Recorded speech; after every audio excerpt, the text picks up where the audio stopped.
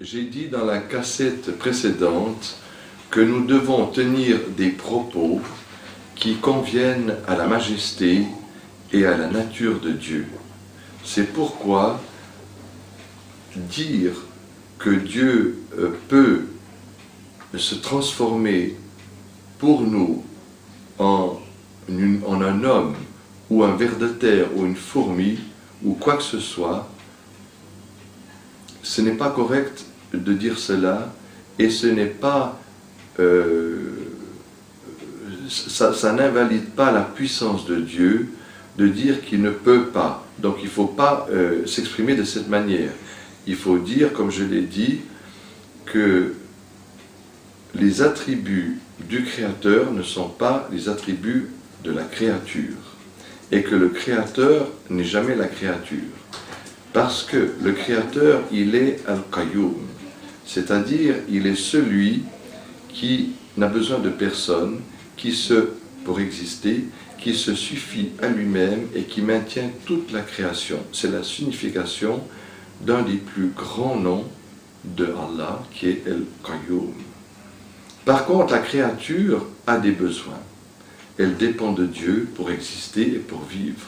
Elle a besoin de dormir, elle a besoin de se nourrir, alors que Dieu est exempt de tout cela. Dans le Coran, Dieu nous a dit, dans la sourate La Génisse, dans le verset du piédestal, verset 255, que le sommeil, la fatigue ne le touche pas, et qu'il a créé les cieux et la terre sans qu'aucune fatigue ne le touche, et qu'il n'a pas besoin de nourriture, que c'est lui qui nous nourrit, ce qui n'est pas ce que nous trouvons dans la Bible. La Bible attribue à Dieu le fait de se reposer après la création. La Bible même attribue à Dieu de manger, ce qui est contraire à la nature divine. Je vous cite pour cela un passage de la Bible, de la Genèse, au chapitre 19, où Abraham, paix soit sur lui, est assis sous un arbre, et il y a 3 hommes qui viennent à lui, et Abraham se prosterne devant celui du milieu en lui disant « Seigneur, ne passe pas auprès de moi sans t'arrêter. » Donc il s'adresse à Dieu. Et il va faire préparer un veau, il va le présenter à ces 3 hommes qui tous les 3 vont manger.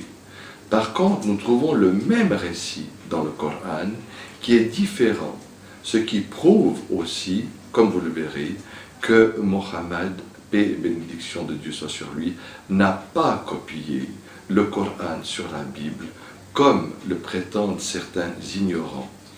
Car si la source de ces livres est identique, leur préservation ne l'est pas.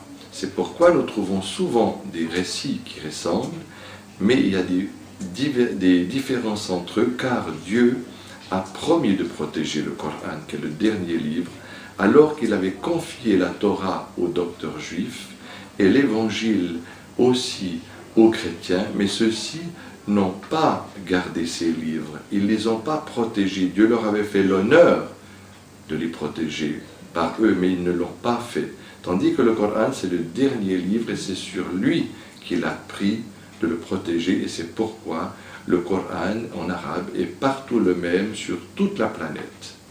Je vous cite ces versets du Coran, du récit de la Genèse, qui est tout à fait différent. Dieu dit dans le Coran, « T'est-il parvenu au Mohammed le récit des honorables hôtes d'Abraham? Il se retira secrètement parmi les siens pour apporter un veau gras. Il le leur avança et dit, « Vous ne mangez donc point ?» Il en ressentit de la peur, et ils dirent, les anges, « N'ayez crainte !» Et ils lui annoncèrent la naissance prochaine d'un garçon très savant. Sourate 51, versets 24 et 28.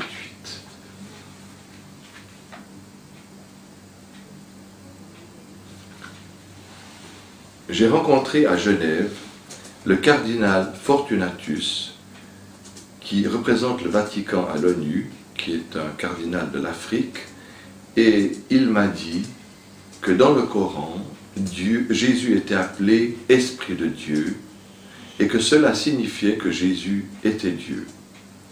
Alors je lui ai dit que cette compréhension n'était pas juste parce que les compagnons du prophète nous ont expliqué que quand le nom de Dieu est joint à un attribut de Dieu, cela signifie qu'il fait partie de Dieu lui-même.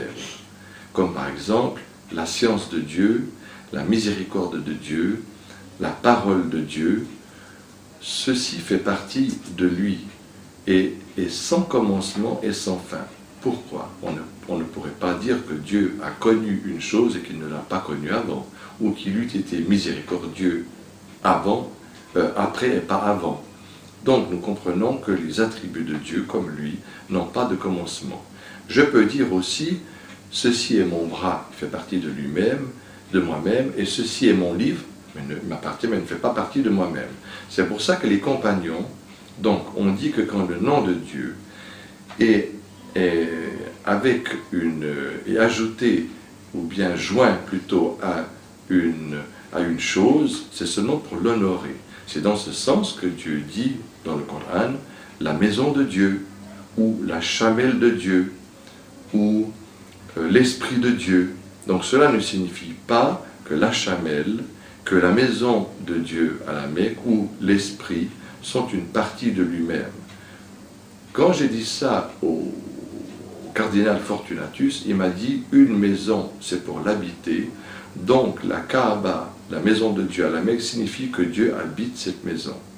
Alors je lui ai dit, puisque vous voulez prendre les paroles du Coran à la lettre et les interpréter selon votre opinion personnelle et pas suivre l'opinion du prophète, paix et bénédiction de Dieu soit sur lui et des compagnons, alors regardez et lisez le verset du piédestal au chapitre 255 de la deuxième sourate, la Génisse, et vous lisez dans ce verset que Dieu dit que son que son piédestal est plus vaste que les 7 cieux et les 7 terres. Donc, le trône de Dieu, qui est beaucoup plus considérable que le piédestal, vous savez que les compagnons ont demandé au prophète qu'est-ce que c'est que le piédestal, et le prophète a dit, le piédestal de Dieu, en comparaison de son trône, est comme une bague jetée dans le désert. Donc, nous ne pouvons pas comprendre la grandeur du piédestal, qui est plus vaste que les 7 cieux, ni du trône de Dieu, qui est encore beaucoup plus vaste, et Dieu ne nous a pas dit qu'est-ce que c'est que son trône. Donc comment pouvons-nous aussi appréhender la nature divine? C'est pourquoi nous devons savoir nous arrêter là où Dieu a voulu qu'on s'arrête dans cette existence. Et si Dieu le veut, pour les croyants dans le paradis, ils comprendront d'autres choses, s'il plaît à Dieu le Très-Haut. Si nous voulons connaître la vérité, nous devons retourner à Dieu. Et où connaître la vérité si ce n'est dans son livre? Dieu nous dit dans son livre, le Satan, le diable, le démon, veut vous faire dire sur Dieu ce que vous ne connaissez pas, ce que vous ne savez pas, et vous faire commettre des actions honteuses. Donc prenez garde. Arrêtez-vous là où Dieu s'est arrêté. Arrêtez-vous dans ce qu'il a bien voulu nous faire connaître et ne dites pas sur Dieu ce que vous ne savez pas.